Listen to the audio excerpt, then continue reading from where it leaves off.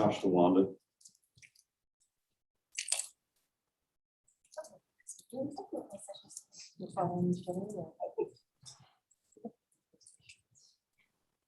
So for the folks in the room, we are going to use a Slido today. So if you want to join into that Slido session using that join information on your phone or on your computer, whatever you happen to have handy, we're going to ask for some feedback. And we also have a Q&A set up. We do have some virtual attendees. And for those of you that are attending from a distance, we'll be able to look at those Q&As inside of the Slido as a chance to kind of keep tabs on what questions people might have and what might be a good stopping point to stop and address some of those questions. So folks at home also should be pulling that Slido up as well. The equipment team, I'm getting ready to present, so I'm going to take off my radio.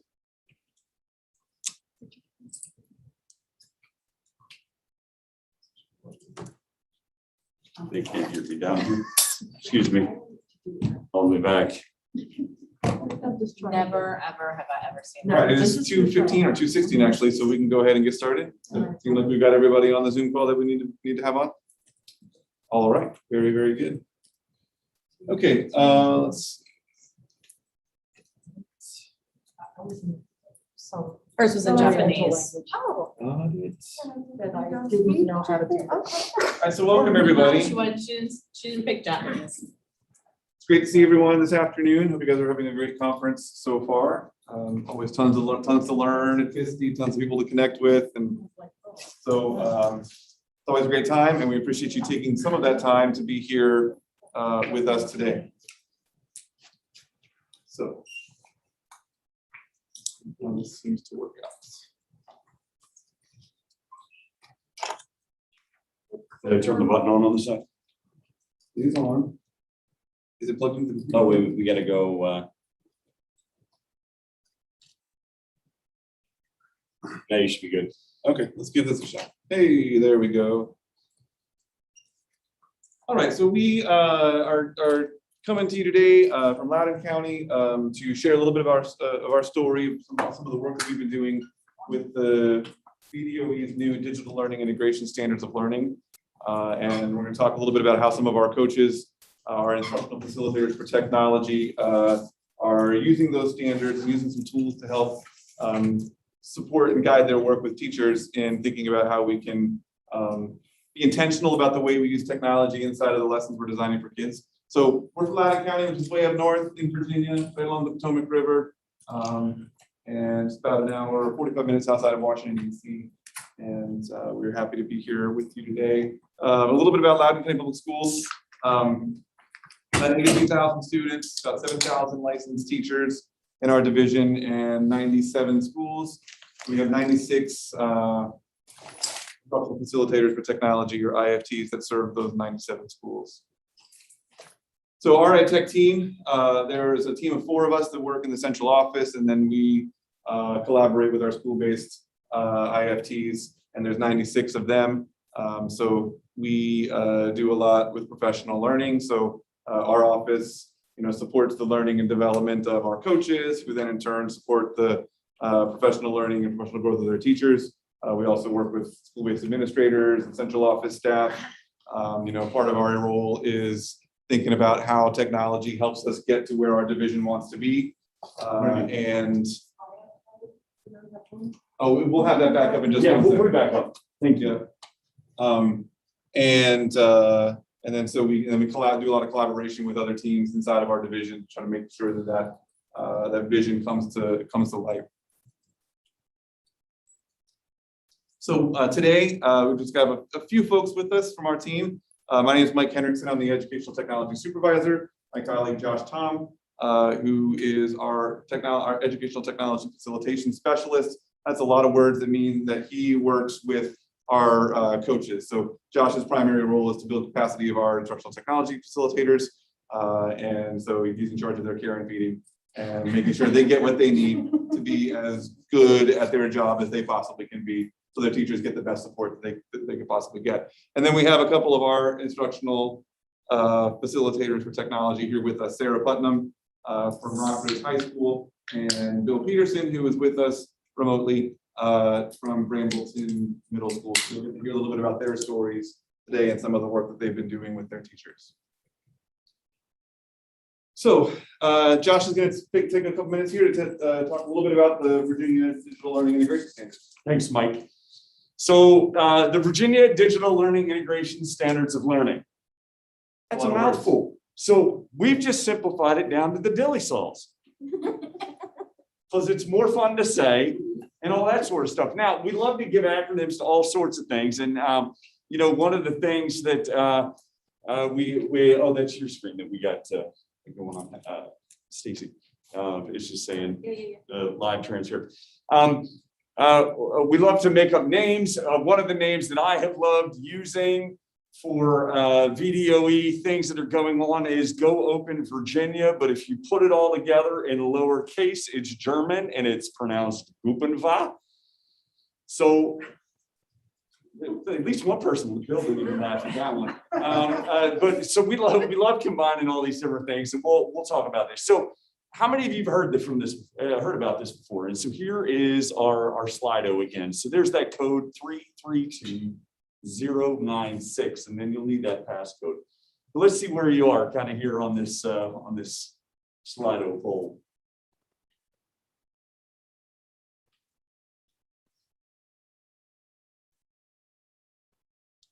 We write a book on them. I think that's Bill.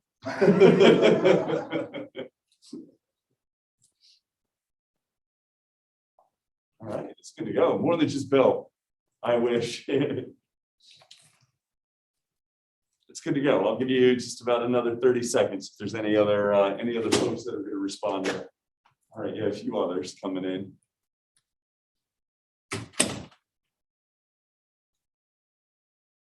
All right, I'm going to unceremoniously close that poll and kind of move on. So the first thing to note about these new standards, right? VDOE rolled them out, adopted them in 2020, and the implementation is 21-22. How's that going for you all? Got anything else going on in your schools right now? Right? So this is not like some high profile thing that people are looking at. And I'm going to guess that many people look at this document and they say, this is one more thing. I'm not sure that this is the main thing. And so it's kind of getting glossed over a little bit, but I do want to tease it out for a quick couple of seconds, because this is kind of a bait and switch. We're going to talk about it here, and then we're going to totally change lanes and talk about how it feeds these standards. First off, they have these content strands, and they kind of look neat, but they are aligned with the profile of the graduate.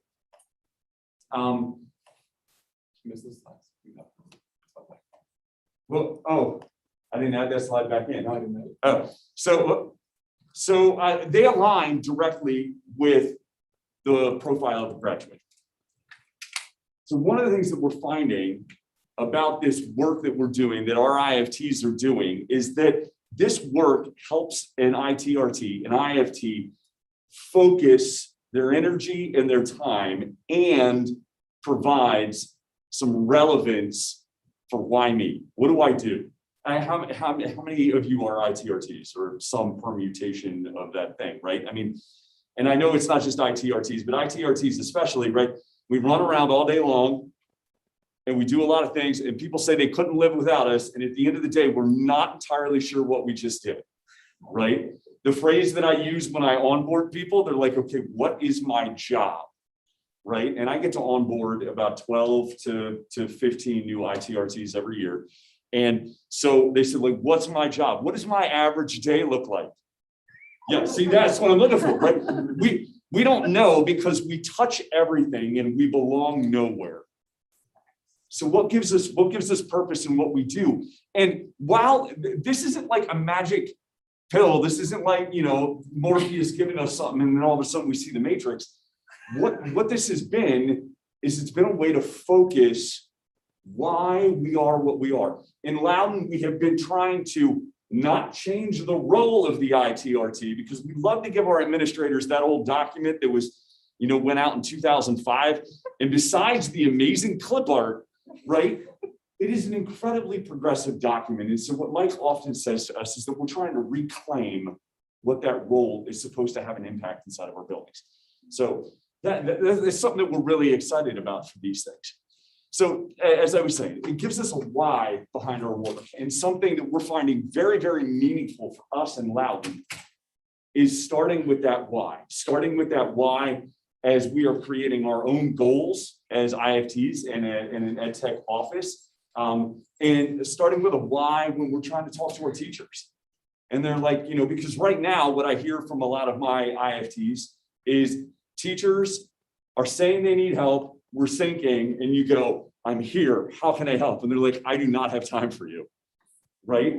And so it's starting with a why, and you're gonna hear a little bit of the same story, but with how that changed the relationship from both Sarah and from Bill. The other thing that we do is, how the heck do we know as an ITRT whether we are successful? Like, what does success look like, right? This can help us define success. And it can tie that success directly back to the profile of a graduate, which is everybody's job in a building. So now as an IFT, I can say, how can I help you meet your goals? Not what technology tool do you want to use, but how can I help you meet your goals? And man, do I have a lot of cool things that can help you with classroom management, help you with engagement, that can help you as a designer, help multiply you out, and dare I say, help you be like an elementary school teacher with a workshop model that actually works for you, right? So there's some neat stuff inside of that. I'm getting very verbose and taking up their time. So I'm going to hand it back to Mike, and he's going to talk a little bit about this project that we undertook. Thanks, Josh. So last January, so almost a year ago, we were approached by our Loudoun Education Foundation, who had been themselves approached by an organization called the Commonwealth Learning Partnership. And the Commonwealth Learning Partnership had partnered up with Google, and they said, we're looking for an opportunity to learn a little bit more about what high quality instruction looks like with technology. And what they were really interested in is what does that high quality instruction look like sort of across delivery platforms? Because we were just sort of coming out of that time where many of our school divisions were fully remote at the beginning of the 2020-21 school year. Things were sort of shifting into hybrid mode. Some schools were starting to come back online, or come back fully in person. And so they wanted us to explore. They said, hey, why don't you guys spend some time doing some exploration around some professional learning about what this can look like, no matter what the delivery method is for the instruction. And so we took that idea and said, all right, well, what are we going to do? How are we going to do this? Are we going to pull a group of teachers together? What might we work with those teachers on? And then pretty quickly we decided, well, you know what, let's focus in on building some capacity around our IFTs, because we know that they can then in turn reach so many more teachers. If we were to pull a cohort of 50 teachers together, that is one thing. But if we put a cohort of 25 or 50 IFTs together, then the number of teachers they're able to impact through their work just multiplies and is so much greater and so much more impactful. So so after we sort of shifted that idea to, okay, well, let's focus on our IFTs, then pretty quickly we turned to those new digital learning integration standards and said this might be a really great opportunity to dig in a little bit more deeply into what these standards mean. Those standards really lay out a vision for what high quality instruction looks like across whatever delivery method you happen to be using. So it seemed like a really natural fit. So we kind of presented this idea to Commonwealth Learning Partnership and to Google. They said, yes, it sounds great. Please run with it. We love what you're doing. And they've been great supporters for us in our work since we started this last spring. So what we did last spring is we pulled together a group of our IFTs, about 25 of them, and we looked for people who were interested in the work. We said, hey guys, this is what we're doing. We want people who really want to be doing this with us and want to be trying something new. We didn't exactly know what we were getting them into yet, and they didn't really know exactly what they were signing up for. Sarah chuckled. So so that's great. But we had a group that said, yeah, we're in. We don't really know what we're doing yet, but we'll do it. And Mike, we just had a comment come up that just said, can we redefine IFTs for some folks that might not have heard that? Yeah, thank you. So our IFT is our acronym, Instructional Facilitator for Technology. That's our name for the ITRT role that we use in Loudoun. And I know different divisions call them different things. But when we say IFT, you can just translate that to ITRT in your head, and then you should be good. So our goal is to do some learning with this group of IFTs, to have them do some targeted work with teachers. planning lessons, thinking about how those digital learning integration standards fit into the content that's being taught in the classroom already. Reflect and iterate, do it a couple times, see what we learned throughout the process, and then share out what we've learned with our broader IFT community so they can begin to take some of the best stuff that we figure out and incorporate it into their own work. So one tool that we have started using as part of this work is a protocol called the 4 Shifts protocol. The 4 Shifts protocol comes out of Dr. Scott McLeod's work, and he is a professor and a researcher out of University of Colorado. He's written a book that lays out information that has the 4 shifts in it. It's called Harnessing Technology for Deeper Learning. And the 4 shifts is really just a set of reflective questions around 4 main areas. And those questions can be a guide for our coaches as they're working with the teachers. And it can give them some ideas about ways to engage with the teacher to think about what technology is doing inside of a learning experience and what do we want to do differently inside of that experience. The questions in that protocol, and you'll get a chance to see that in a second. So we do have a bit.ly down here. So if you have a chance to pull that up, we're going to ask you to take a look and then reflect a little bit about what you see there. The questions in the protocol are really focused on the student experience. They're honed in on what the student is doing inside of a lesson. And we love that about the protocol. We think that's a really great tool to have as a coach, because when you're having a conversation with a teacher about what the students are doing, it's a little bit less personal and a little less threatening than having a conversation about what the teacher is doing. So that's why we love, one of the reasons why we love how the protocol is designed. And we also love that the protocol does not have to be used in its entirety. You don't need to sit down and go through every single question laid out in the protocol to enhance or refine or improve a learning experience. You can just focus in on the questions that align with what you said your goals for that learning experience were. And so that's the connection between the dilly saws and the 4 shifts, because once the teacher and the coach look at it and say, look at those dilly saw standards and say, okay, you know, we really want to work on today here. We want to work on giving students voice and choice and ownership over their learning. So let's look at the questions over here in the 4 shifts that are going to help us get to the heart of that, to figure out if we're accomplishing that in this lesson or not. And the other thing, I touched on that part already. So these are the 4 shifts: deeper thinking and learning, authentic work, student agency and personalization, and technology infusion. You are probably already noticing a lot of connections between those 5 C's that we shared, that we talked about earlier, and the 5 domains or the 5 strands of those digital learning integration standards. So hopefully you've got that bit.ly pulled up so you can take a look at the protocol itself. There's a ton of information kind of front-loaded in that protocol that Dr. McLeod gives some context around why did they design this protocol and how is it designed to be used and things like that. You can, for the purposes of our activity today, you can scroll past all that and just get down to where they lay out the 4 shifts and the questions underneath. So take a couple minutes to review some of those questions in the protocol and respond to this poll on the Slido, sharing one thing that you noticed, connection, some sort of interesting thing that you noticed out of the questions in the protocol. So what do you think? 2 minutes? 2 minutes? Yeah, about Just 2 to kind of minutes. skim.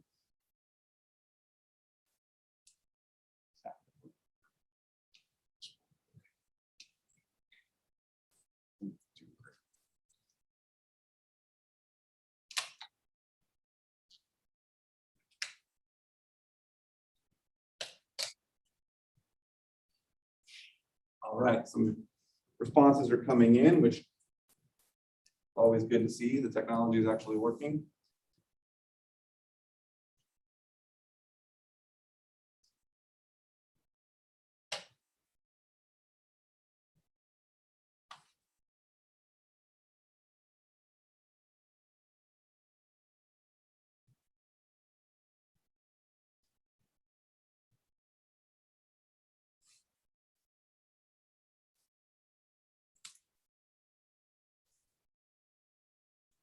Maybe 1 more minute to share a couple of thoughts.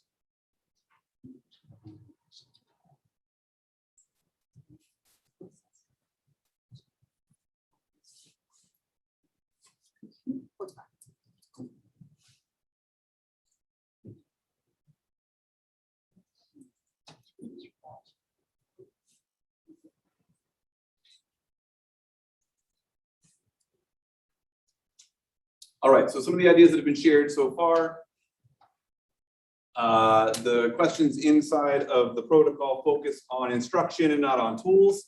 Absolutely, that's one of the things that we love about it. Those questions might lead to, or the responses to those questions might lead to some good conversations about what tools might help us do those things better. And that's the kind of conversations around tools that we want to have, right? Starting with an instructional need at the center and then figuring out how we address that need.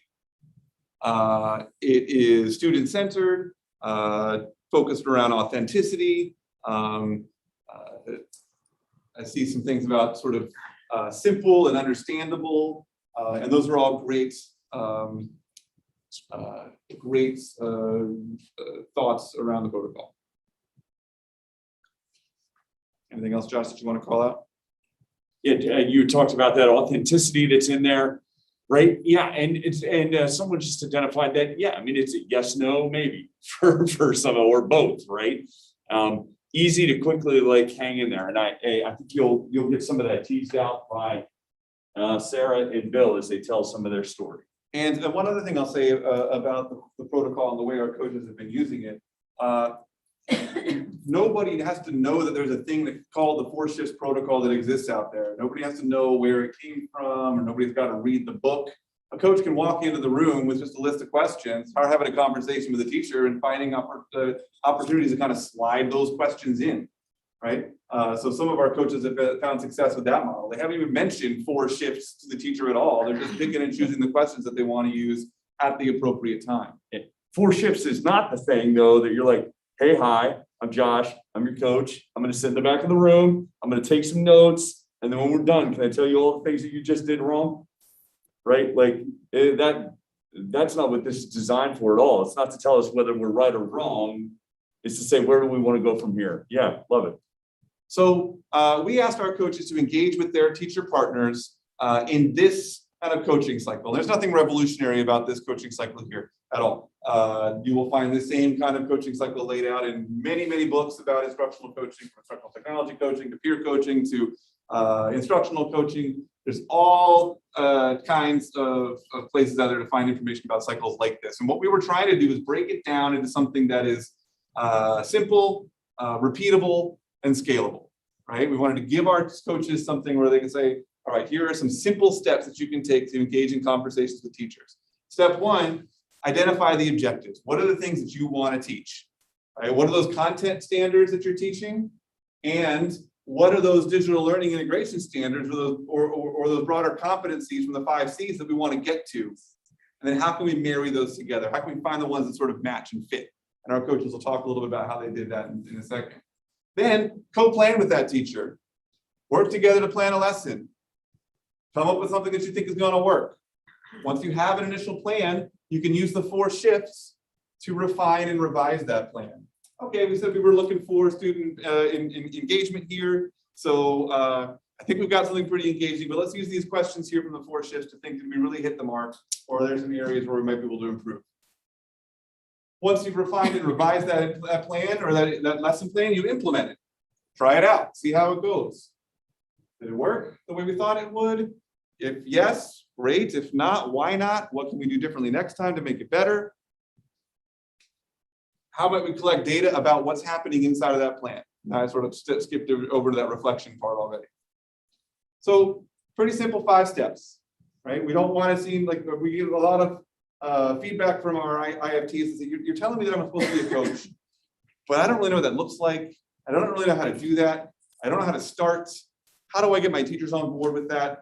You know, and our teachers are planning lessons every day, right? And they would love a thought partner in someone to help to take the burden off and make that process a little bit easier. So if you know that you've got a teacher who's working on something, you can slide in, work alongside them, and journey with them through this process. Right? And it's not sitting in the back of a room taking notes and telling the teacher everything they did wrong. It's working alongside them, and then as you're working alongside them, you're building a little bit of capacity so they're moving a little bit further towards where we want them to be. So we're going to have a chance here to hear from some of our coaches and the work that they've been doing with their teachers. And first up is Sarah Putnam from Rockbridge High School. Thanks, Mike. Hi, everyone. I am really excited to be here today, and let me tell you why. I was tasked to work with one teacher, one class, 2 lessons. That's it. However, when we started to dive into the Dilly Souls and the 4 shifts, co-teach a lesson, she saw the impact it had on student engagement. She saw how our students were achieving the conversations that they were having, and she decided, let's do this with my other classes. Then she said, why can't I bring this up with my colleagues? Why can't I share this work and get them on board? So it spread quickly. Within a week, it spread. And let me tell you how we got there. All right, so this is my 14th year in education. I started as a 9th grade science teacher, and then I shifted into this role at that same school. And about 2 months into our pandemic, I decided, well, why not? Let's just pick up the family and start over in Loudoun. And here I am, about 2 years in Loudoun, loving it. So yeah. All right, when choosing a teacher, I have to be honest, I had full support of my administration. So I could pick any teacher I wanted. I chose to focus on the math department because math is a crucial part of our school improvement plan. From there, I wanted a teacher leader, somebody who exemplified our motto: respect, integrity, service, and empathy. I wanted a teacher that was going to give me honest feedback. This worked, this didn't, and why? I also wanted a teacher that if we were successful, he or she would help spread the word. Maybe co-facilitate some PD in our building, in the county, move it further. And so I asked, and thankfully she said yes, my first choice, because if she said no, I'm not sure where I would have gone from there. All right, when planning our first lesson, we chose for the Dilly Souls the empowered learner strand. That is a big push in our particular school at the moment, coming out of the pandemic, getting our students to set goals, own their work, make appropriate choices to demonstrate their mastery, etc. Moving on to actually planning the lesson, this teacher, we didn't actually plan just 1 or 2 lessons. She wanted to think for the whole quarter 2. In our school, we're focused on setting student goals. And she's thinking, how can I bring that into my math class? How can I have students design meaningful, authentic math goals? More than just, I want an A. I don't want, I don't want to fail. All right, something meaningful for them. So what we came up with, oh, hold that thought, 4 shifts. I presented the 4 shifts to the teacher. I said, I was completely honest, here's what I'm working with. Let's go through this. She immediately bought into the authentic work part of the 4 shifts because she wants this meaningful for math. A lot of times she's struggling with keeping math relevant for the students. This changed me. I wasn't coming into the lesson thinking, okay, I just saw somebody at another school use Nearpod or Flipgrid, and I think you can do this too. This is going to weave so well into what you're doing next week. Let's do it. I'll co-teach with you. Let's roll. But I wasn't pigeonholed into that one tool. She wasn't coming to me saying, I have a problem, please fix it. We sat down, we looked at her plans for the beginning of quarter 2, and we went through these questions. Are the students making authentic choices? Is this applicable in the real world? And some of you already pointed out when you were looking through the 4 shifts, it's simple, it's yes or no. Our personal feelings were set aside, and it was huge. Students were the center, not what we wanted, not what we thought.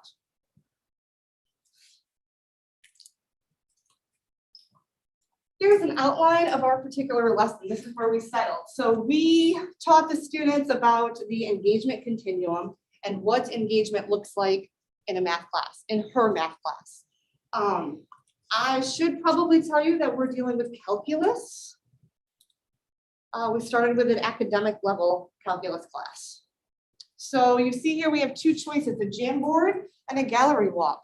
not super high tech, we didn't dive deep into the actual technology tool because the 4 shifts didn't really lead us down that path.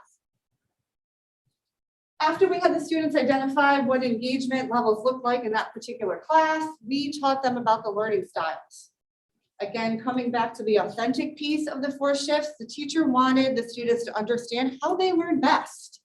How can they choose what learning activities will help them be successful, help them meet their goal if they don't know how they learn best.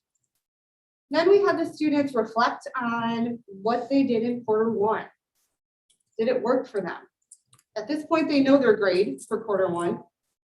Are they earning the grade that they thought that they should based on the learning activities? Then we had the students complete a goal setting document that we definitely had to scaffold them for. We didn't want them just saying, I want an A.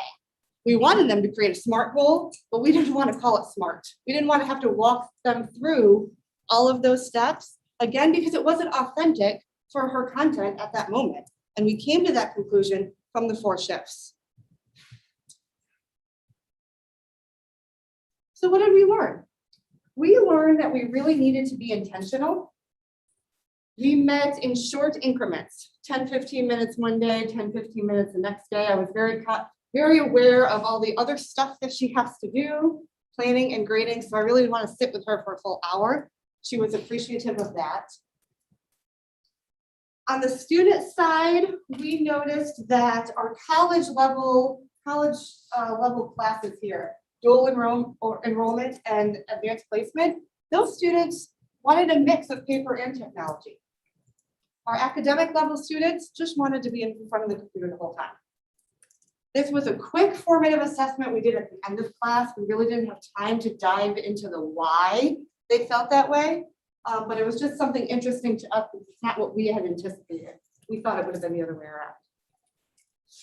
And of course, the students love giving feedback.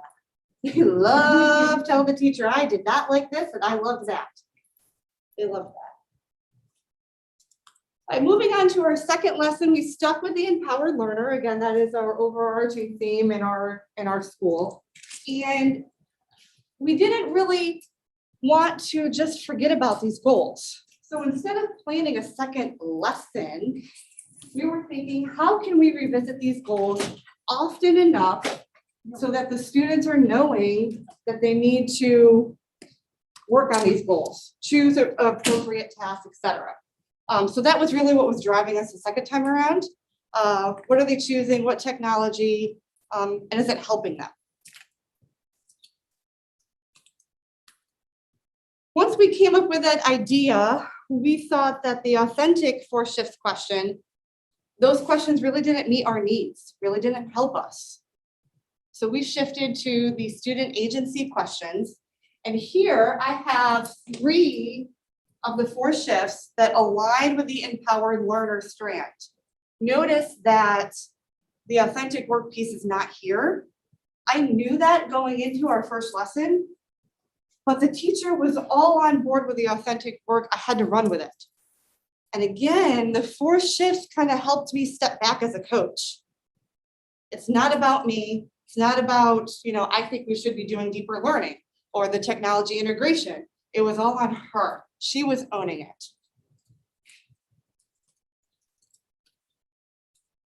And what we came out with is a weekly check-in with the students. Every day, the teacher will pick a couple of students to just verbally check in. How are they doing? What learning activities are they choosing? Is it helping them meet their goal? This week, she is doing the formal check-in. So the students will have to formally reflect on where they are. They're going to type it or handwrite it on that document that they were given, as well as do either an audio, video, or one-on-one student-teacher conference. She's leaving that choice up to them.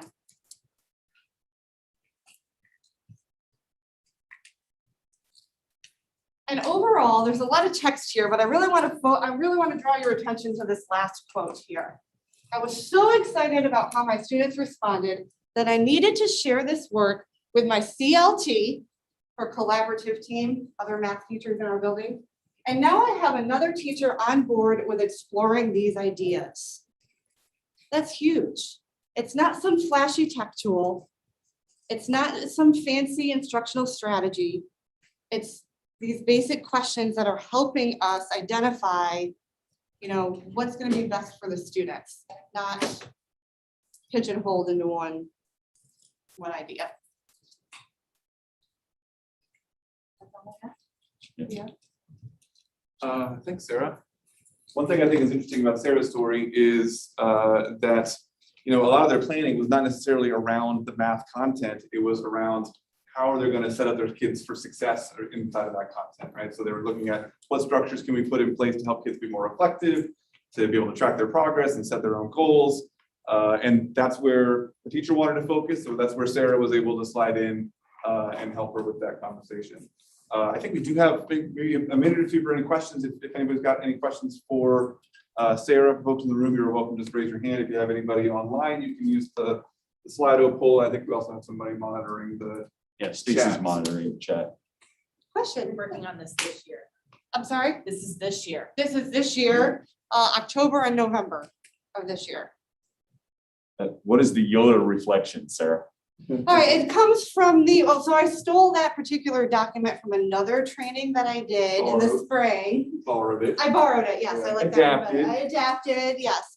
Liberated. It's the idea that teachers should be teaching students like Yoda taught Luke Skywalker, and the premise is from Star Wars. I'm not sure if I have Star Wars fans at all in here.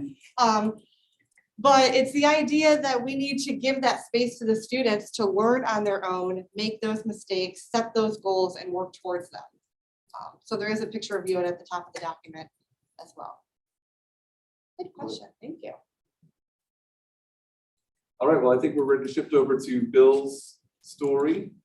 And so Bill was unable to join us here in person, but he is with us virtually. So From New York City, he's defending the entire world from astral evils. Yeah, thanks. I might have to peace out in the middle of this. No, I'm just kidding.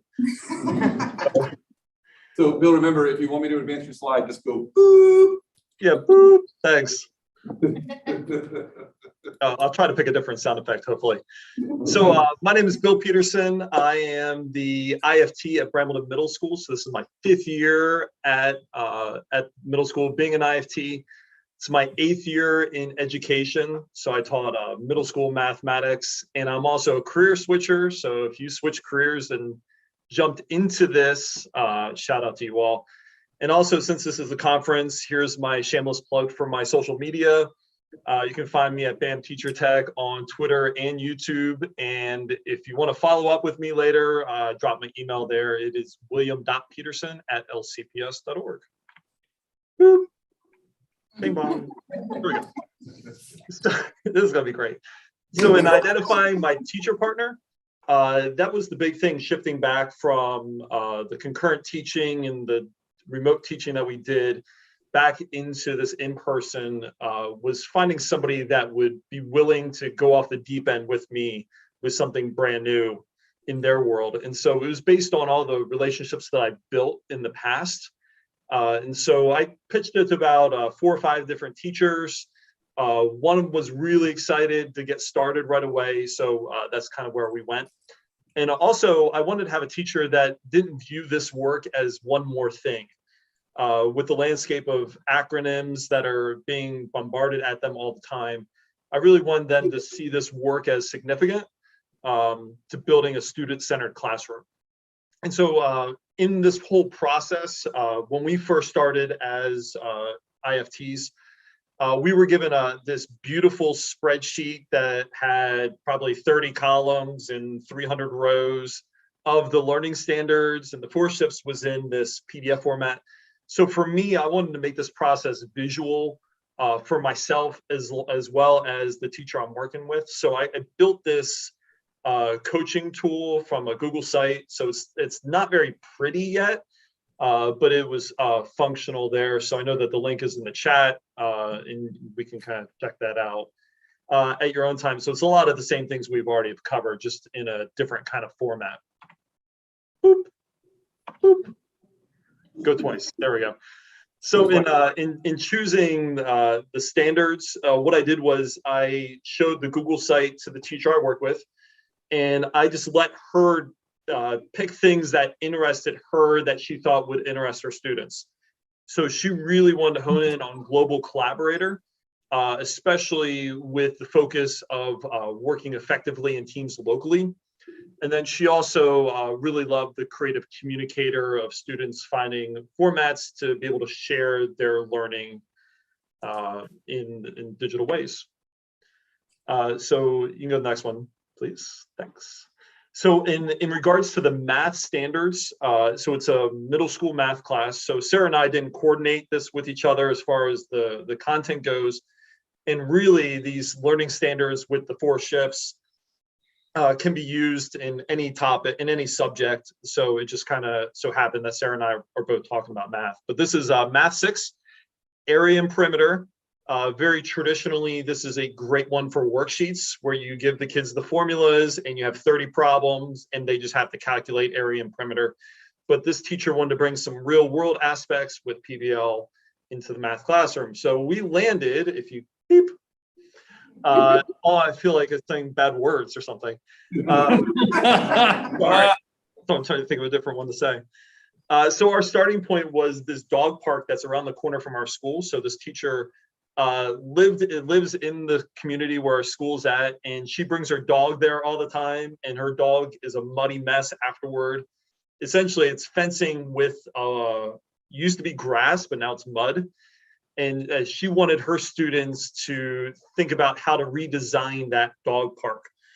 And so using the math skills at area and perimeter, the students that were going to select new fencing, find appropriate dog equipment, hopefully even email the Brambleton HOA to pitch some ideas to redesign this dog park.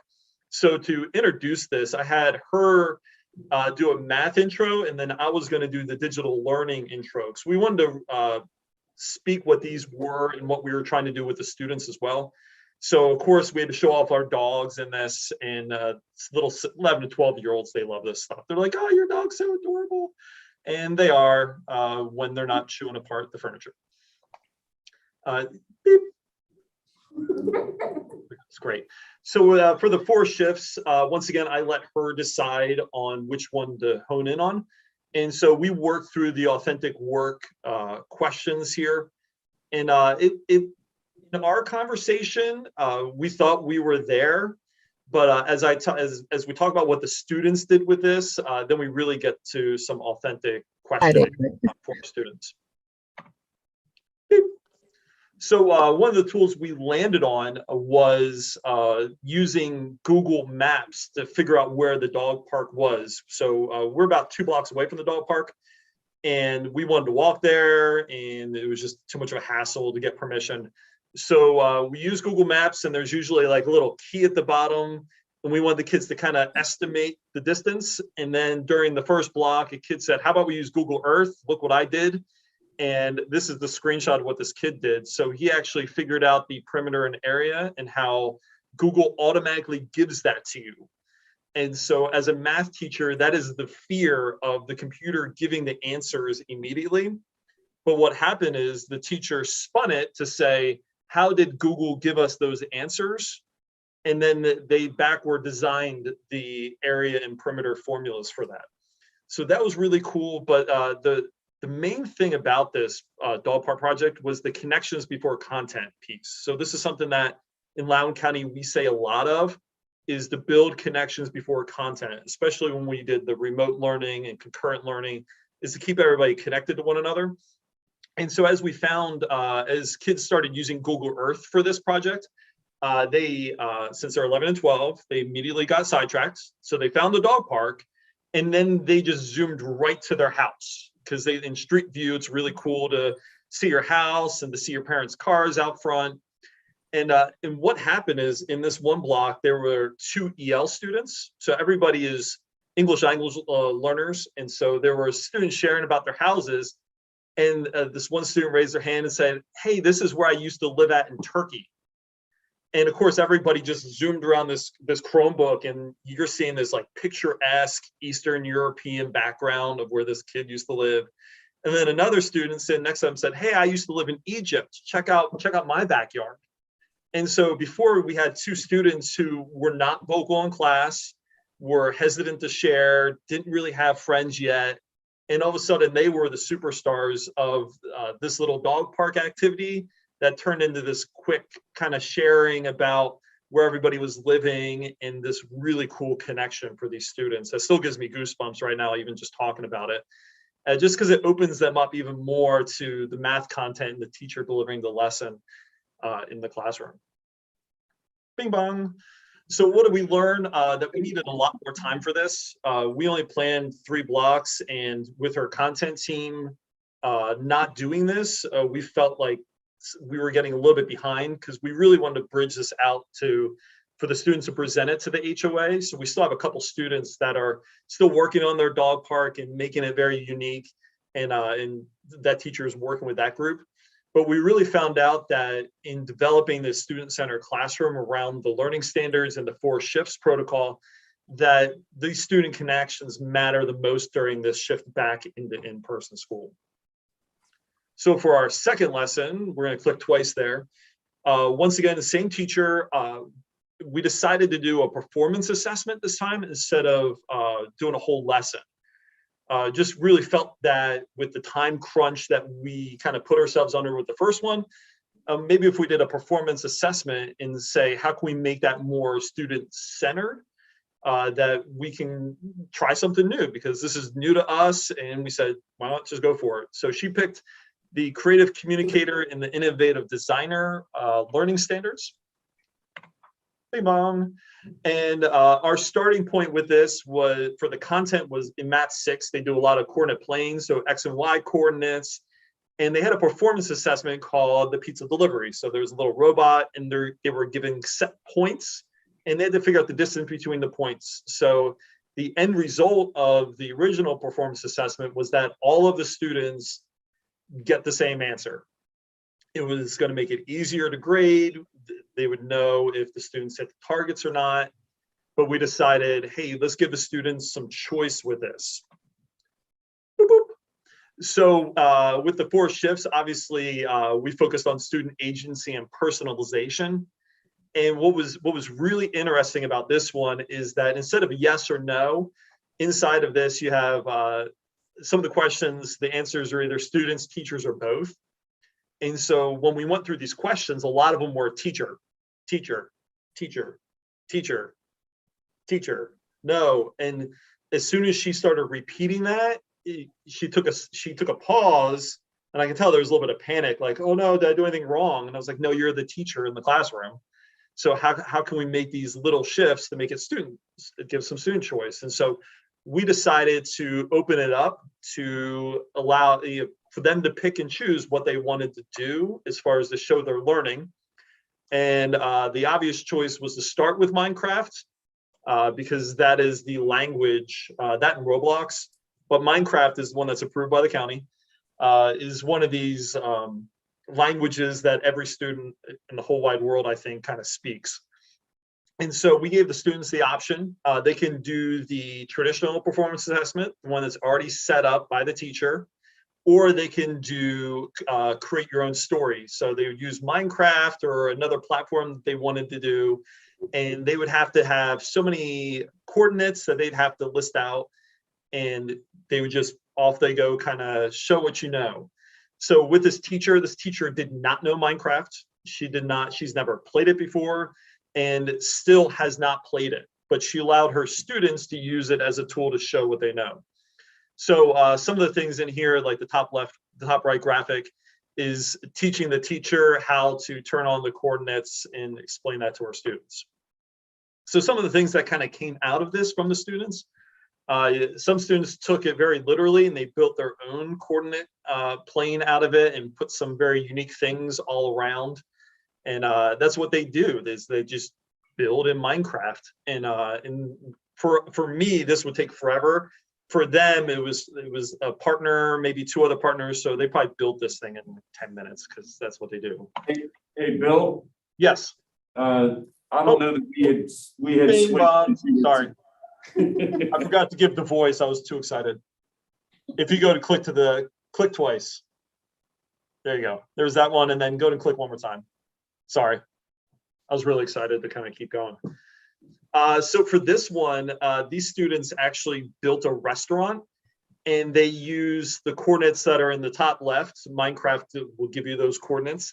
And they actually showed off their restaurant, these 5 different pieces of the restaurant. So this is just the entrance, but they have like a whole back kitchen. They have a whole little seating area, and they're middle school boys. So they obviously had a giant fire outside their restaurant, and they showed that. They're like, here's our giant fire. Okay, guys. But they were really excited to use Minecraft to show what they know. Boop, boop.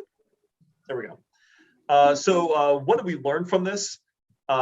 So we had several blocks where students were disconnected from the content because it was very, some parts were very traditional in the math delivery.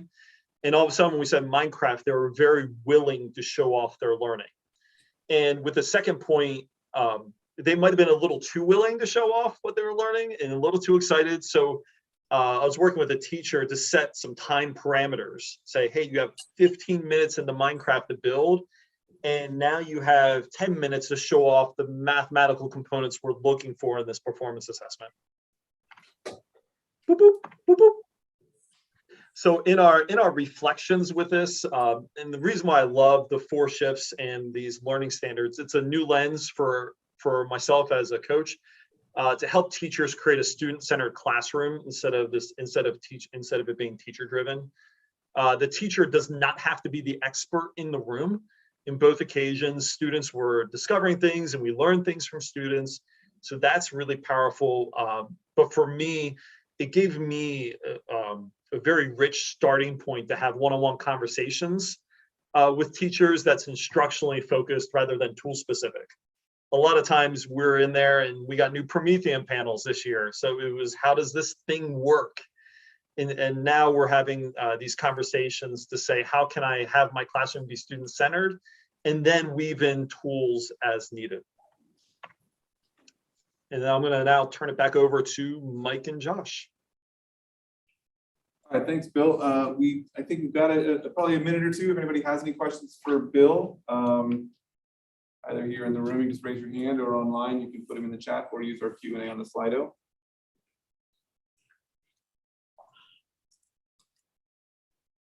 Sorry, I was laughing at the chat. I wish I was still that sooner. It was brain pop. I would have made the brain pop noises. Yeah. Everybody's like, yeah, I need another one of them Coke Zeros and a bed. That's what I said. Yeah, everybody point. So thanks, Bill. Thanks, Sarah. I want to reflect just a little bit on what Bill said from my vantage point as a program lead for the IFTs in the division. And so we've got 25 of them that we've been pulling together, maybe monthly, for about a half hour, Sarah, like 45 minutes, I think, in a max, right? Normally, when I pull my IFTs together, my ITRTs, and we love to talk and share ideas. And that talk, 90% of the time, talks about a tool. My teachers are using this. I just learned this. I did that. In this instance, these conversations were all instruction in their starting point. And it's markedly different because the work is different. The center, the why is different. This group was getting together and they were talking about how did you talk to your teacher as you were wrestling with this instructional idea? And the cool, like the things that Bill showed of the tools, right, in Minecraft and things, those things were the byproduct of where we wanted to go. And so I'm excited about that for what our next is as we continue to become that, because, as ITRTs throughout the division, right? Did I say this already in this one? I'm starting to get confused what I've said and where I haven't said it. Did I talk about the 2003 document, right? And the awesome clip art. Yeah, I said that, right? So we have that. We're trying to reclaim what it is, but in order to get something that we don't have yet, we have to change our own behavior too. We can tell other people who we are all day long, but we also have to believe it ourselves and act on it. Now, I'm not discounting the fact that not every place is a fertile place to just start doing that work, right? But we can take, and maybe not baby steps, right? Somebody redefined those for me as growth steps. You can take these growth steps towards that. And the 4 shifts are something that I don't just believe anymore. I'm watching it happen. So for us inside of Loudoun, right? It was Friday. Friday, I got everybody together for our holiday shindig. It was wonderful. We got all 96 people back together. It's a little scary when you do that at the same time, right? We had cookies, we had cider, coffee, tea, things, but we started rolling this out. We dry run this with them and we said, this is what's coming. And, we often call ourselves mom and dad, right? Nobody wants to hear mom and dad saying what we're getting ready to do. But when Sarah and Bill and we've got, 25 others stand up and go, this is what this has meant to me in my practice. It changes the reason for people going, maybe I want to take that on as well. And so we're going to be learning these things and practicing them with the hope for outcome that when our group, we meet together as CLTs as IFTs, it's a lot of T's around in there, right? And those conversations we hope start to shift continually into these. So we're also setting our goals around what these standards are, helping to focus in on our why and measuring our impact. We're going to be continuing to share beyond just our school division. And here we are in our first set of kind of just sharing our story. Next is kind of expanding that out with our folks at Commonwealth Learning Partnership and getting stuff into Go Up in Virginia or Go Up in File, depending on where you are. And so we hope that over time that becomes a place for you to be able to explore those things and engage with us and our neighboring divisions as we continue in this journey together, right? Because we can't get results that we want, that we don't have without changing something that we do. And we really earnestly believe that this is something that is benefiting us. So one of the things that we have up here is, what are some ways that we might be able to collaborate with you, right? How might we do that? And we got about 3 minutes. What questions might you have for us? For Bill, for Sarah, for Mike, for myself?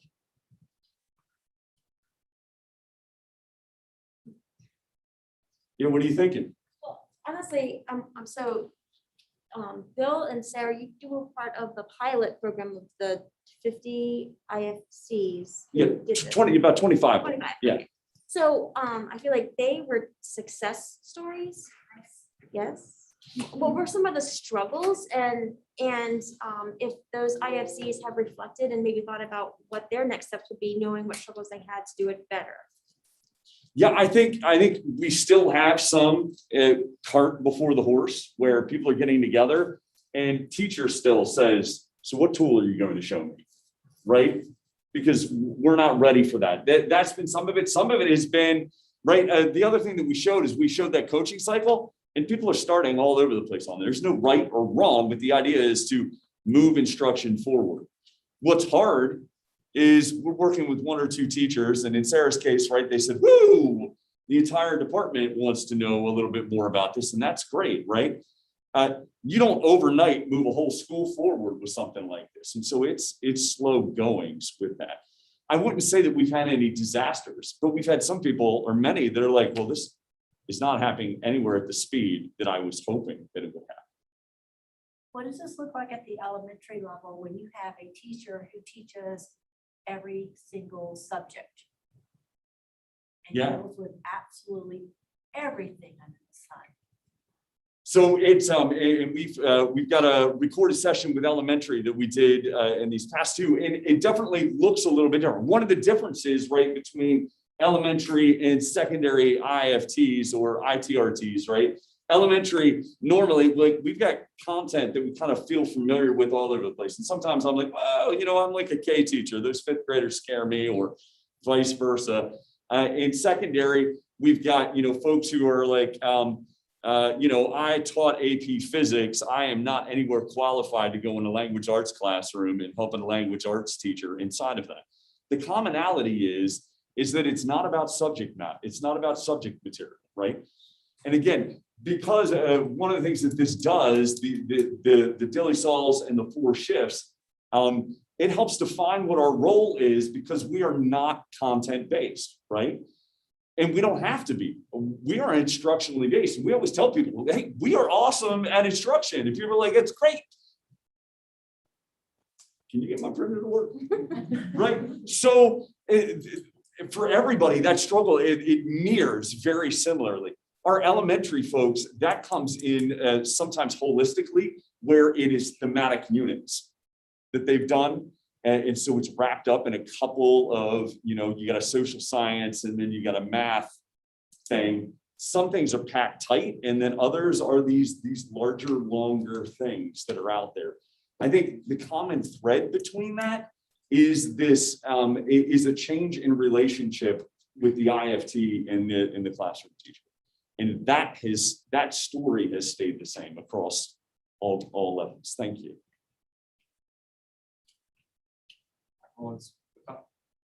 Anything else popping over there that we need to? What's your contact information? I think it's on the is it in sketch? Well, I just looked there, your names are there, I just checked out your presentation again. It has your roles, but not your emails or Twitter handles or.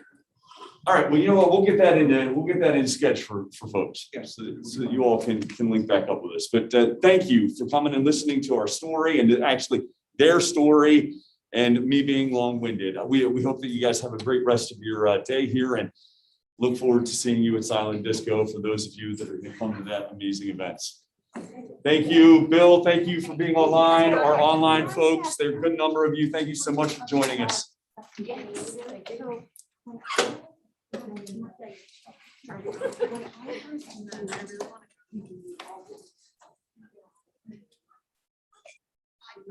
Bill, I should look up there. Bill, have a wonderful evening. We'll see you tomorrow.